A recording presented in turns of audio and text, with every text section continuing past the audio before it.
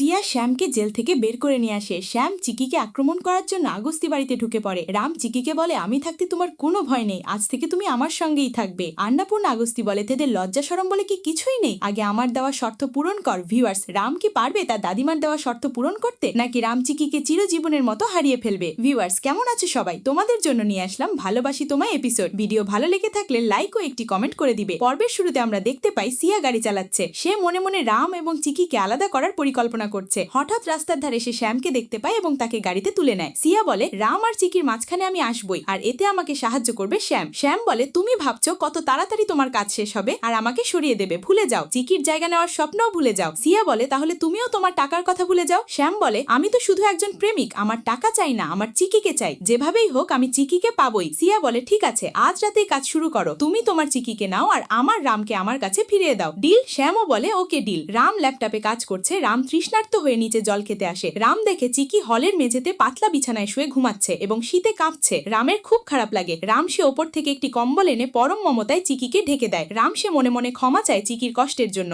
রাম মনে মনে বলে, চিকি, তুমি আমার জন্য এই বাড়িতে এসেছো আর এই বাড়ির লোক তোমার সাথে এমন ব্যবহার করছে, আমি খুব দুঃখিত, আমাকে একটু সময় দাও, আমি সব ঠিক করে দেব। ভিউয়ার্স, এর পরের দিনে আমরা দেখতে পাই রাম ওপরে চলে যাওয়ার পর শ্যাম রুমাল নিয়ে চিকিকে অজ্ঞান করতে আসে। হঠাৎ রামের ফোনে জেল থেকে ফোন আসে ও রামকে জানানো হয় যে শ্যাম পালিয়ে গেছে। রাম আতঙ্কিত হয়ে নিচে দৌড়ে আসে। চিকি চিৎকার করে জেগে ওঠে। চিকির চিৎকার শুনে আন্নাপূর্ণা আগস্তি, সুগন্ধা, সিয়া এবং বাড়ির সবাই নিচে চলে আসে। রাম চিকিকে আগলে রাখে। আন্নাপূর্ণা আগস্তি বলে, ছি, লাজ লজ্জা বলে কি কিছু নেই, রাত দুপুরে এইসব কি নাটক? রাম বলে, দাদিমা, চিকি আজ রাত থেকে আমার ঘরে থাকবে, সে একা নিচে নিরাপদ নয়। আন্নাপূর্ণা আগস্তি রাগান্বিত হয়ে বলে, কি বললি তুই? আমার শর্ত এখনো পূরণ হয়নি, তুই প্রমাণ করতে পারিসনি যে ওই বখাটে ছেলে শ্যাম সাথে এই মেয়ের কোনো সম্পর্ক নেই। রাম বলে, দাদিমা, শ্যাম জেল থেকে পালিয়েছে, চিকির জীবন বিপন্ন। আন্নাপূর্ণা আগস্তি বলে, রাম শোন, ঘরের লোক যদি দরজা খুলে দিতে চায় তবে বাইরের লোক আসবেই। এই মেয়েটা টাকার লোভী, এর যদি বাবা মা থাকতো তবে তারা একে সংস্কার শেখাতো। অনাথ আশ্রমে বড় হওয়া এই মেয়ে শুধু ধোকা দিতে জানে। রাম বলে, দাদিমা, চিকি নির্দোষ। আন্নাপূর্ণা আগস্তি বলে, তুই দেখিস রাম, একদিন এই মেয়ে তোকে বড় ধোকা দেবে, আর সুগন্ধা, তুইও একদিন খুব আফসোস করবি এই মেয়েকে বিশ্বাস করার জন্য।